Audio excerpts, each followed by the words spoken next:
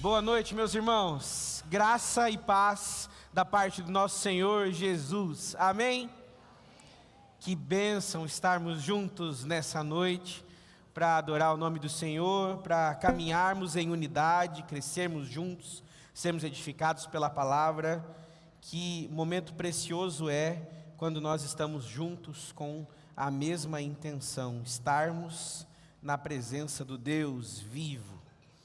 Meus irmãos, antes de iniciarmos o momento da palavra de hoje, eu queria me dirigir especialmente a você que é facilitador, apoiador, você que é anfitrião de pequeno grupo, você que é auxiliar, que essa quarta-feira agora, dia 23, estará conosco o pastor William Salgado, da Igreja Multiplicadora, missionário da Junta de Missões Nacionais, e teremos uma noite especial, muito inspirativa, com muita ministração para o seu coração, para que nós possamos crescer em unidade e em pequenos grupos, que nós possamos nas nossas casas viver avivamento, transformação, cura, restauração. E se você quer ver isso dentro do seu pequeno grupo, se você quer animar o seu coração, inspirar pessoas, venha para esse dia, vai ser uma noite especial, então separa, anota na sua agenda, a quarta-feira agora, dia 23,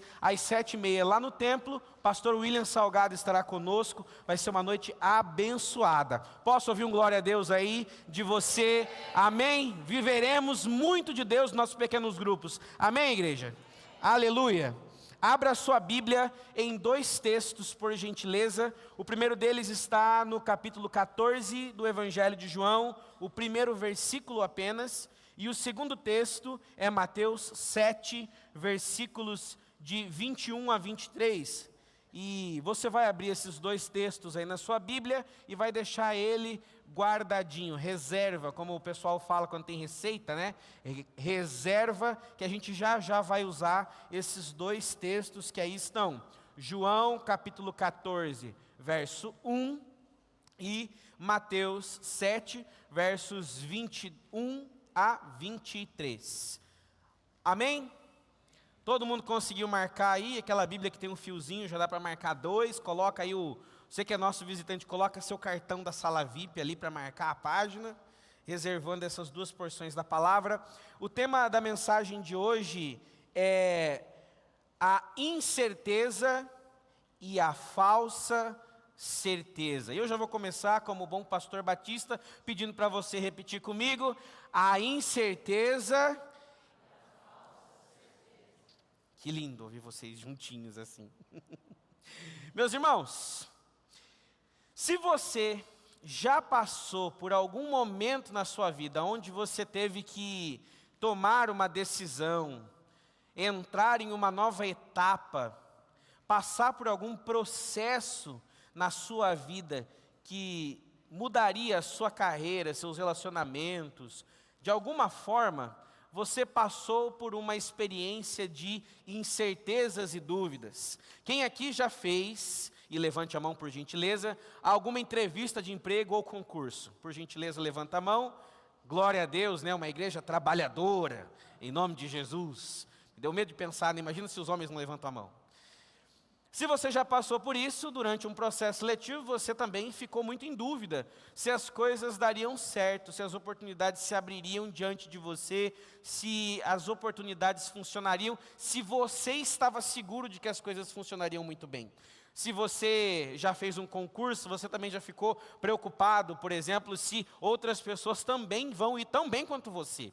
Essas incertezas nos deixam com uma sensação de dúvida, de falta de estabilidade, e você sabe muito bem que isso traz muita inquietude. Exatamente, nós ficamos inquietos. Diante de uma oportunidade muito séria de vida, a gente fica cheio de questões. Eu me lembro quando eu tinha lá os meus entre 13 e 15 anos, eu não lembro exatamente quando foi, eu fui passar as férias em Foz do Iguaçu na casa da minha tia, E eu não sei se essa conversa que a minha tia teve comigo foi encomendada pela minha mãe, mas foi uma conversa muito profunda e que talvez os meninos aqui já passaram, que é aquela conversa onde você descobre que a sua vida depende das suas próximas escolhas. Então eu vi lá que eu tinha que trabalhar, me preocupar com o meu futuro, saber como ia ser minha renda, com quem eu iria me casar, onde eu moraria, se eu ia depender dos meus pais, como eu ia me aposentar, como eu ia sustentar uma casa, como eu ia pagar contas, que contas eu teria, se teria um carro, se eu ia fazer faculdade, onde faria, no que me formaria, como trabalharia, qual seria a minha renda, o meu projeto de vida. Todas essas perguntas estavam ali, colocadas gentilmente pela minha tia, que me deixou extremamente apavorado. E todo adolescente, quando se depara com essas possibilidades, leva um belo de um susto. E essa instabilidade e insegurança se dá muito porque a gente não enxerga muito bem o quanto a gente pode ter certeza de que as coisas vão dar certo. E se você é uma pessoa normal, você também não tem muita certeza sobre as coisas que vão ou não dar certo na vida. A gente tem convicções. E convicções nos ajudam a colocar os nossos pés com firmeza em coisas que são mais sólidas para as nossas escolhas, para as nossas expectativas, mas ainda assim a gente não tem convicção de que todas as coisas serão alinhadas de acordo com os nossos interesses. As incertezas são sentimentos ruins. E se é ruim sentir incerteza, como seria então lidar com o fato de que nós não temos certeza se estaremos no grande dia à direita de Deus, junto com aqueles que serão salvos? Você já sentiu a dúvida de que, não, eu aceitei Jesus, mas e se no dia eu não ouvir a trombeta? E se chegar diante do Senhor e eu não estiver lá? E se quando o livro da vida for aberto, eu passei a minha vida inteira enganado? Você já se perguntou isso? Essa dúvida já pairou sobre o seu coração, sobre a sua cabeça?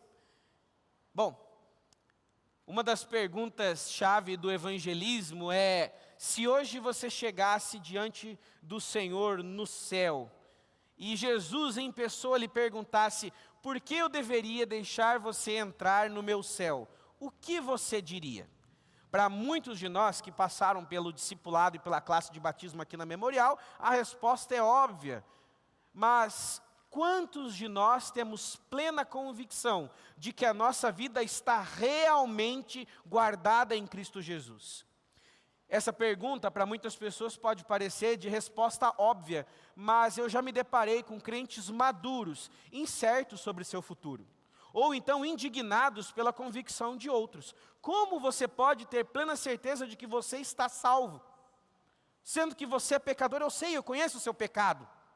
Eu vi o que você fez com a declaração do imposto de renda nesse último ano. Eu sei como você lidou com a sua esposa. Eu conheço o seu jeito. Como você garante que você está salvo?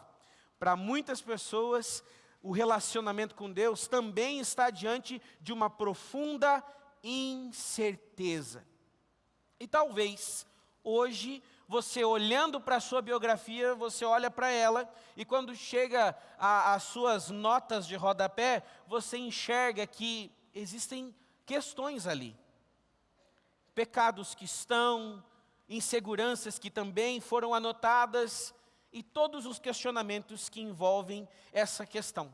O pastor Nixon Rezende, baseado nos puritanos, vai dizer que existem duas formas de olhar para essa questão.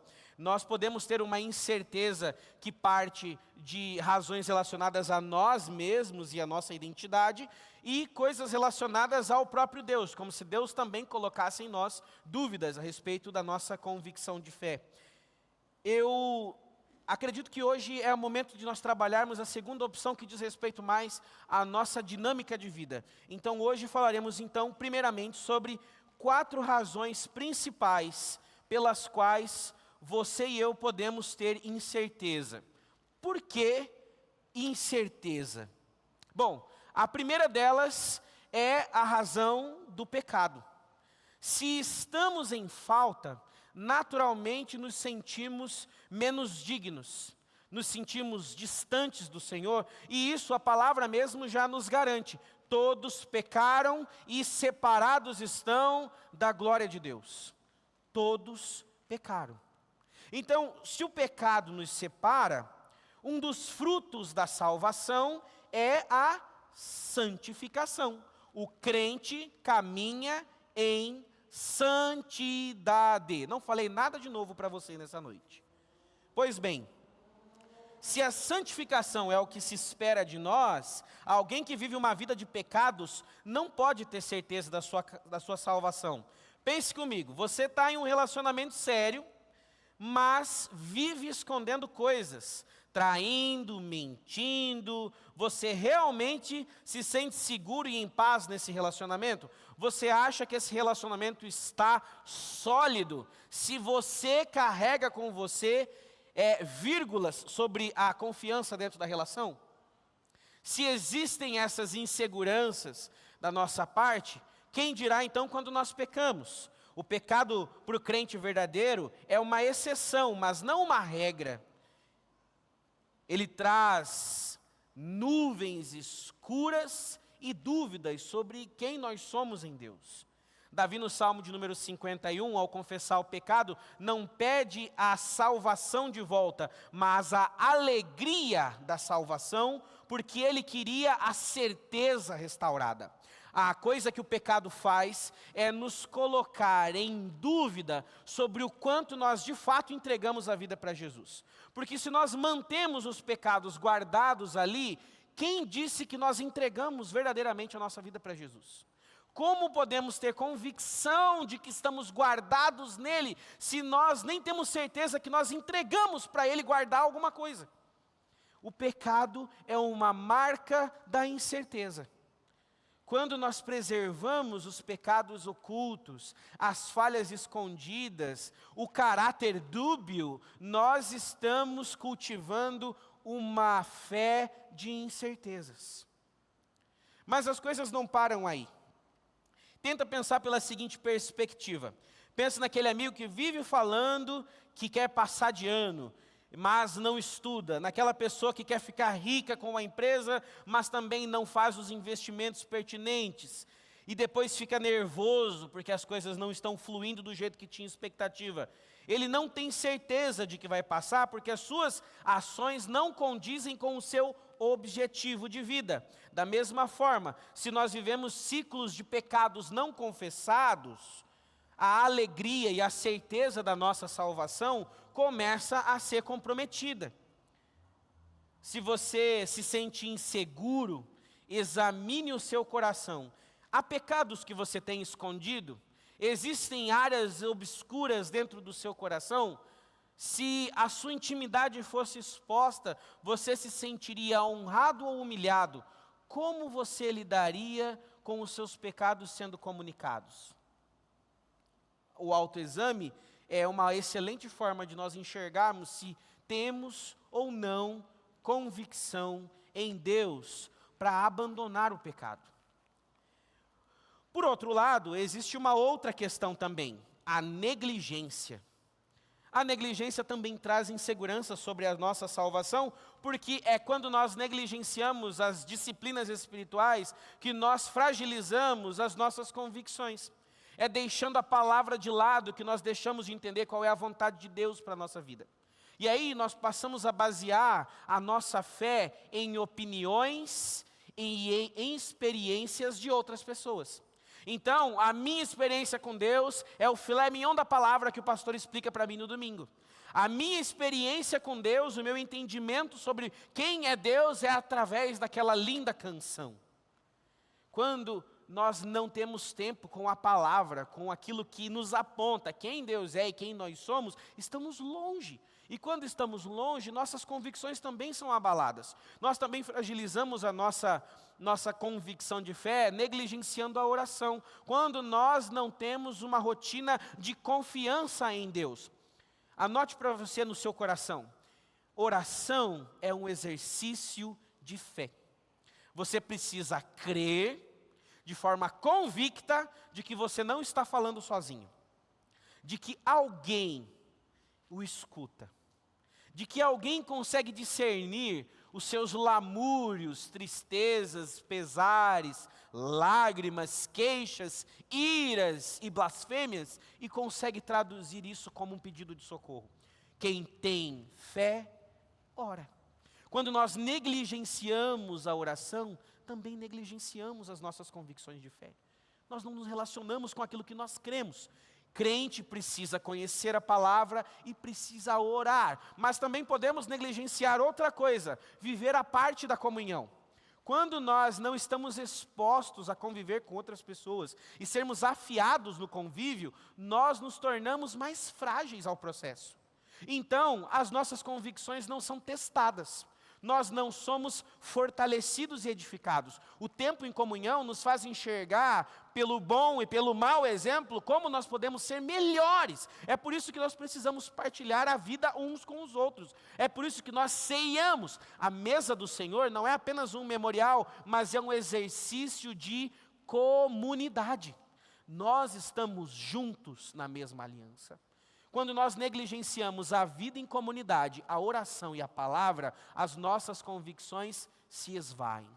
Quando você tem incerteza sobre as suas convicções, é porque falta fé para orar, falta confiança e sede de leitura e falta engajamento na comunidade. Quando estamos alheios às disciplinas espirituais, quando negligenciamos essas coisas, nossa convicção de fé se torna frágil. Mas existe mais uma coisa, você também pode ter insegurança sobre a sua salvação, também por ignorância. A base errada a respeito de quem você é, pode te levar a um entendimento profano até, sobre como você deve enxergar o próprio Jesus. Em outras palavras, se entendemos a salvação como algo que podemos perder, ou que depende do que nós fazemos, é impossível ter certeza. Porque se você se propor a passar uma semana sem nenhum pecado, boa sorte, você não vai conseguir. Se você tentar basear a sua relação de salvação em Deus, nas suas capacidades morais, você falhará. A palavra de Deus diz clara e exaustivamente que todos pecaram e foram separados de Deus. Então, meu irmão, minha irmã, não há possibilidade de você dar conta disso. A única forma é por meio da graça.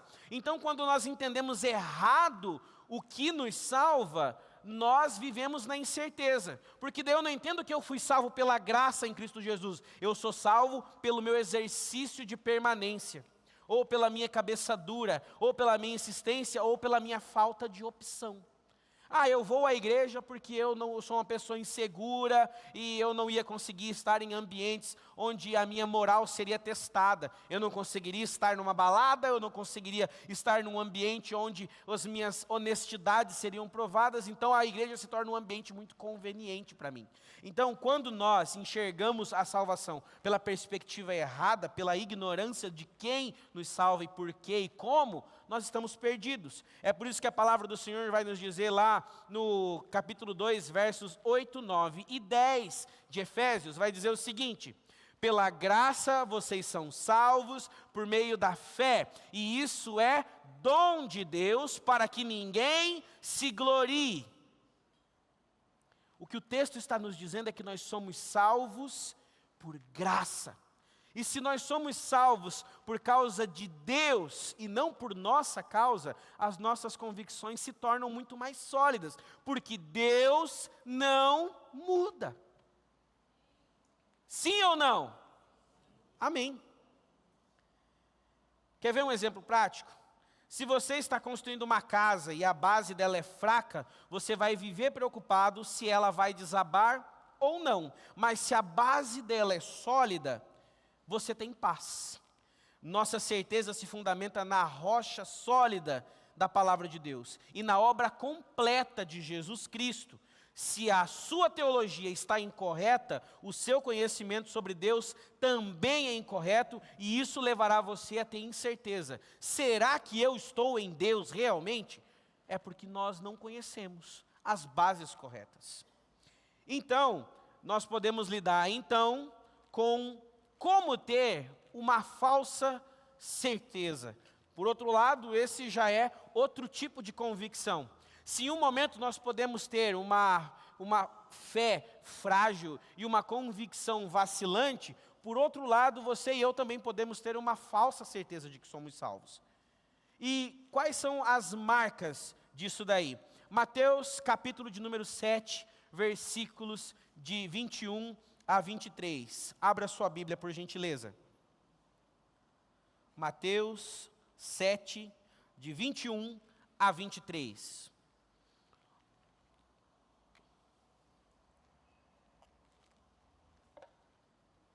Versículo 21. Nem todo aquele que me diz, Senhor, Senhor, estará no reino dos céus, mas apenas aquele que faz a vontade do meu Pai que está nos céus. Muitos dirão naquele dia, Senhor, Senhor, não profetizamos em Teu nome não expulsamos demônios, não realizamos muitos milagres? Então eu lhes direi claramente, nunca os conheci, afastem-se de mim, vocês que praticam a iniquidade. Muitas pessoas vivem e viverão enganadas sobre qual é a base e o alicerce de sua fé. E por que isso acontece? Bom, como nós podemos ter uma falsa certeza? A primeira delas é uma base errada. Quando a nossa convicção de que estamos salvos em Deus é baseada, por exemplo, em sentimentos ou em obras. Em sentimento, porque muitas pessoas buscam na religião uma experiência sensorial profunda. Vou traduzir isso para você. Muitas pessoas acreditam que o mover de Deus é arrepios, pulos, giros e visões. Quando as pessoas experimentam experiências sensoriais, muitas pessoas têm plena convicção de que essa é a marca da salvação. Pessoas que entendem e sentem de Deus que estão salvas, não necessariamente entenderam ou entregaram sua vida a Jesus. Sentir não prova nada. A fé se baseia em convicções de decisão. A minha vida está entregue nas mãos do Senhor. Eu não sinto que o Senhor me ama e eu posso viver a minha vida de qualquer jeito. Você já viu alguma estrela, alguma pessoa famosa na internet, ou na música, na novela, no cinema, se convertendo ao cristianismo, mas tendo uma vida normalmente igual estava antes? Ou pessoas que vivem uma vida desgraçadamente longe do Senhor, e aí depois você descobre que é evangélico? Como assim? A fulana cantando a música lá, o sertanejo universitário, cheio de, entendeu? Coisa errada, e relacionamentos bagunçados, e aí a irmã ainda me disse, irmã, que é minha irmã, que crê no mesmo Deus, que tem a mesma moral, que tem o mesmo norte de vida. Como? Se não há uma transformação de vida, o que ela acha? Ela sente. Porque alguém disse para ela que o que ela sentiu é a convicção da salvação. Esse dia eu estava vendo um podcast, e no podcast tinha um cristão, em tese pelo menos, que estava sendo entrevistado por 2 apresentadores não crentes. E em algum momento ele diz o seguinte, se você agora disser, eu aceito Jesus, acabou. Você dizer, eu aceito Jesus, só falar essas palavras, você está salvo. E ele pega e dá a mão para os 2 homens e fala, eu aceito Jesus. Eles repetem, pronto, acabou, está resolvido. Aí você vai ver a biografia dos apresentadores depois do que aconteceu ali. Qual é o discipulado que aconteceu? Qual é a mudança de vida? Qual a metanoia? Qual é o impacto do evangelho ali? Eu estou falando aqui sobre frutos públicos. Quem entrega a vida para Jesus não tem como viver da mesma forma que vivia antes. Então as convicções não são baseadas no que a gente sente, ou são em palavras ditas. Jesus não é um abracadabra. Jesus não é um feitiço, meu irmão. Com todo respeito, vou colocar 30 aspas no que eu vou dizer. A palavra não tem poder. Dizer, eu aceito Jesus sem que o meu coração se curve e tombe diante da graça, não significa nada. Nada, nada, nada. Estamos baseando as nossas certezas em ideias vazias. Por outro lado, também podemos colocar a falsa certeza apoiada em cima de uma obra, eu sei que eu sou crente em Cristo Jesus e sou salvo por conta desse projeto que eu tenho na igreja, por conta da minha família que é assim, por conta de que eu dou aula na escola bíblica, pelo meu conhecimento acumulado. Essas coisas não necessariamente mostram um coração piedoso de alguém que foi transformado pelo Evangelho. Nós podemos ter convicções erradas pelos nossos sentimentos e pelas nossas obras. Mas também podemos ter convicções erradas acerca da nossa fé em Deus por algum tipo de incoerência. Por exemplo, alguém que posta versículos no Instagram, mas não ora, não busca a Deus no dia a dia.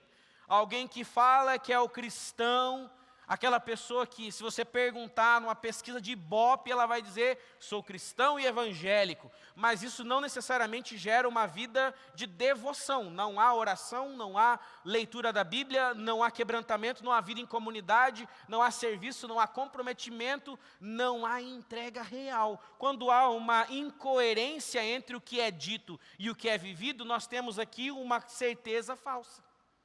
Também podemos ter uma certeza falsa quando baseamos a nossa vida em uma religiosidade mecânica. Quando as coisas de Deus já não mexem mais com o nosso coração. Olha o que o texto diz em 1 de João 3,6. Todo aquele que vive pecando não o conhece.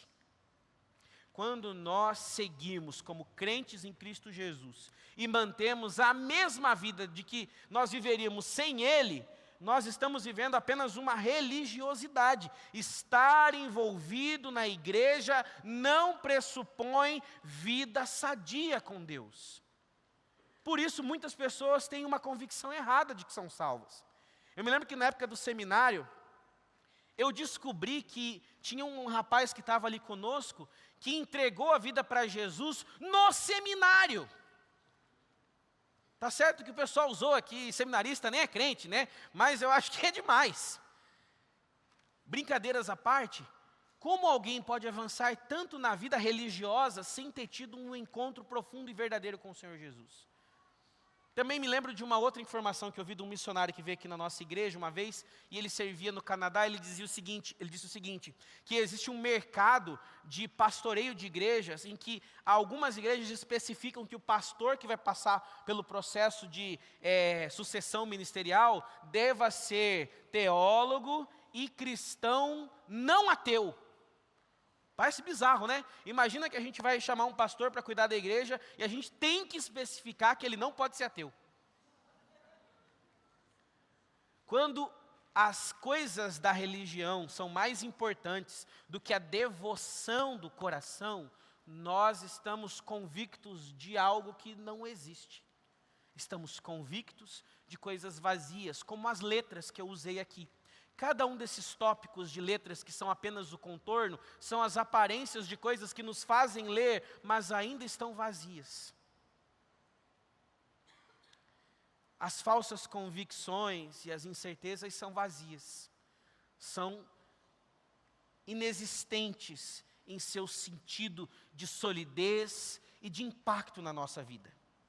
Como então nós podemos ter certeza de alguma coisa? Como nós podemos ter convicção de que estamos guardados em Cristo Jesus?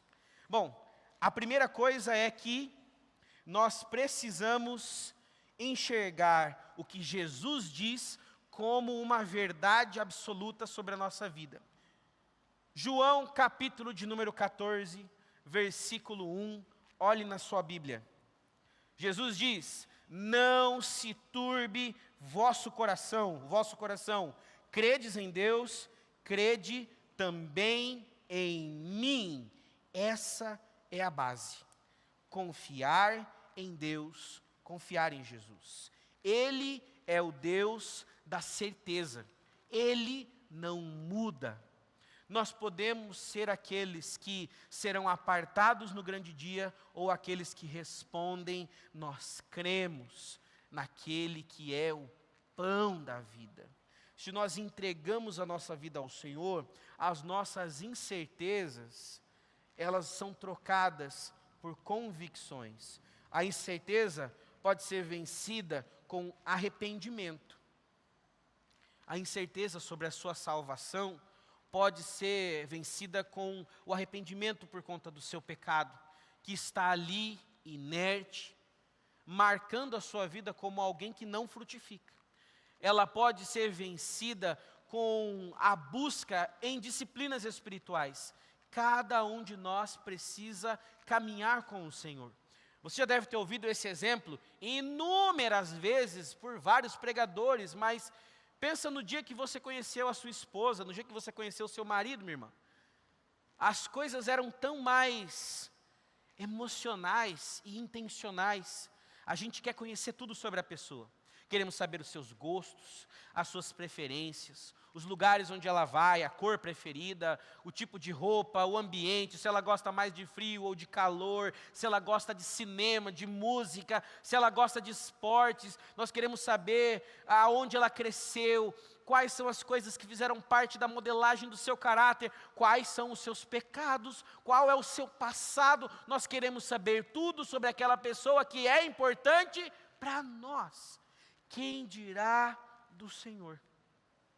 Se nós estamos em Deus, precisamos buscar ao Senhor eternamente. Me lembro que uma vez, eu era recém-convertido, eu fiz uma pergunta bem honesta, bem coisa de gente que acabou de começar a caminhar com o Senhor Jesus. Eu perguntei para o meu pastor, lá na Peniel, lá em Jardim, falei, pastor Cleiton, o que vai ter no céu para ser essa recompensa tão boa que a gente fala aqui, né? E ele falou bem assim, ele com os olhos, sabe, cheios de brilho, ele sorriu, olhou para cima e disse, no céu nós vamos adorar ao Senhor eternamente. Sabe qual foi a minha resposta? Falei, só isso? Não tem outra programação lá não, para a gente fazer, é só lá o dia inteiro? E aí ele me disse uma coisa que eu nunca vou esquecer, Deus é infinito, passaremos a eternidade descobrindo coisas sobre o Senhor. Se isso não te inspira, se isso não mexe com você, é porque o teu coração se perdeu no passo anterior. Nós precisamos ansiar pela presença de Deus, precisamos ansiar por estar nele, precisamos buscá-lo, precisamos orar, precisamos ler, precisamos saber mais sobre ele, que é a razão da nossa vida. Se ele é, nós queremos. Você entende que não tem como ser apático, as convicções elas vêm porque a paixão flui daquele que tem interesse pelo seu amado. Ele é o amado da sua igreja. Se ele é, nós queremos ele. Então não tem como nós vivemos a nossa vida apáticos, desinteressados e desanimados. O texto vai dizer, cuide dos seus joelhos fracos e vacilantes, trilhe um caminho reto para os seus pés. A palavra vai dizer em Hebreus capítulo 12, nós precisamos cuidar dos nossos pés, dos nossos joelhos, porque as nossas convicções precisam ser sólidas em Deus. Precisamos vencer as incertezas, também precisamos vencer a falsa certeza. A falsa certeza é uma ilusão, é uma armadilha que te prende no aqui e no agora. Todas as nossas decisões que não geram mudança, movimento na nossa vida, nos mantêm estagnados. Vivemos uma falsa certeza, uma falsa convicção. O crente sempre cresce, por isso nós prosseguimos e seguimos em conhecer a Deus, por isso nós queremos mais, por isso queremos viver mais, por isso melhoramos e mudamos e somos movidos e gerados no Senhor e estamos transformados pelo poder do Espírito para que nós não sejamos o mesmo de antes. Nós estamos crescendo e indo em direção àquele que é o autor da nossa vida. Se nós cremos nisso, precisa haver movimento. O sintoma da falsa convicção é a estagnação. Se você está em dúvida, volte a Jesus hoje. Se você tem uma fé superficial, aprofunde a sua busca ao Senhor e o seu relacionamento. Se você tem a verdadeira certeza, ajude outras pessoas a encontrá-la. Em outras palavras, incertezas geram estagnação. Convicções nos levam à ação. Quando nós nos relacionamos com outras pessoas, com a pessoa com quem nós queremos e vamos passar o resto da nossa vida, nós estamos vivendo um momento de movimentação. E quando não existe convicção do que o outro quer, nós nos sentimos estagnados. Quantos relacionamentos não avançam porque existe um sentimento de estagnação, de movido, regado, plantado nas incertezas. Eu não sei se ele vai casar comigo um dia, se ele vai me pedir em casamento, se nós vamos mudar de vida, se nós vamos progredir, se nós vamos prosperar, se nós vamos sonhar mais. Todas as incertezas geram estagnação. Por outro lado, as nossas convicções nos inspiram a nos movermos. Nós precisamos de movimento. E para que o movimento aconteça, nós precisamos estar muito bem enraizados em Deus. Cada um de nós tem, nessa noite, uma pergunta para responder. Você tem certeza da sua salvação? Você está convicto de que a sua vida está guardada no Senhor? Bom, se essa é a sua oração, eu te convido a ficar em pé no seu lugar. A dúvida é terrível e sufocante, mas o nosso Deus é um Deus que nos traz segurança. A verdadeira certeza da salvação é uma bênção tremenda e produz frutos maravilhosos. Se você identificou que você não tem os frutos da certeza, essa é uma noite do Senhor plantar no seu coração convicções profundas. Hoje é a noite onde o Senhor nos coloca diante da fé e nos diz: existe estabilidade, existe segurança em Deus. A nossa vida está guardada, muito bem guardada no Senhor. E você, meu irmão e minha irmã que chegou aqui nessa noite, e você olha para a sua biografia e você se vê incerto sobre aonde a sua vida está plantada, hoje o Senhor te convida a crer nas promessas do Senhor. As promessas de Deus são para que a nossa vida seja alinhada com aquilo que Ele quer que você e eu sejamos. E nós fomos chamados a viver a vontade de Deus, que é boa, perfeita e agradável. Quando nós entendemos isso, todas as promessas do Senhor aos seus, elas caem para nós como uma luva. Nós já não temos mais dúvidas se o Senhor deixaria de nos amar, se estaríamos caminhando de alguma forma para longe do Senhor e Ele nos deixaria ir, o nosso coração nos puxaria de volta. Hoje é noite de convicções, é noite de clamar ao Senhor pedindo para que Ele dê a mim e a você certezas. Certezas de que a nossa vida está muito bem guardada nele, de que todas as coisas que nós precisamos, e que Deus sabe que nós realmente precisamos, estão supridas nele. E nós acreditamos nisso, nós vivemos com base nisso. Nós não estamos alheios ao que Deus quer fazer na nossa vida. Hoje o Senhor te chama a confiar no poder da graça, a confiar em Jesus, a ouvir no grande dia a trombeta te chamando a ficar em pé e a se posicionar à direita do Senhor. Hoje o Senhor planta em você uma convicção que ninguém pode tirar. A palavra nos diz que não há altura, nem profundidade, não há largura, não há distância capaz de separar aqueles que estão em Cristo Jesus. Se nós estamos nele, meus irmãos, nada, não há incertezas nesse mundo que nós vivemos, na política que nos coloca diante de questionamentos. Será que amanhã as coisas estarão bem? Deus não é político, Deus tem uma convicção para nós. A nossa vida está firmada pela palavra de Cristo Jesus. O que Ele diz sobre mim e sobre ti se cumpre. Nós estamos atados. A palavra do Senhor vai dizer, o próprio Jesus, que aqueles que o Senhor os deu estão na sua mão, e o Senhor não permitirá que o arrebatem de sua mão. Nós estamos guardados no Senhor. Se Deus te ama, meu irmão, minha irmã, essa é a sentença para que a vida inteira estejamos juntos dele, para que nada seja capaz de te desviar do caminho, que essa palavra não seja para você uma licença para pecar, mas seja uma inspiração para viver como alguém que é salvo em Cristo Jesus.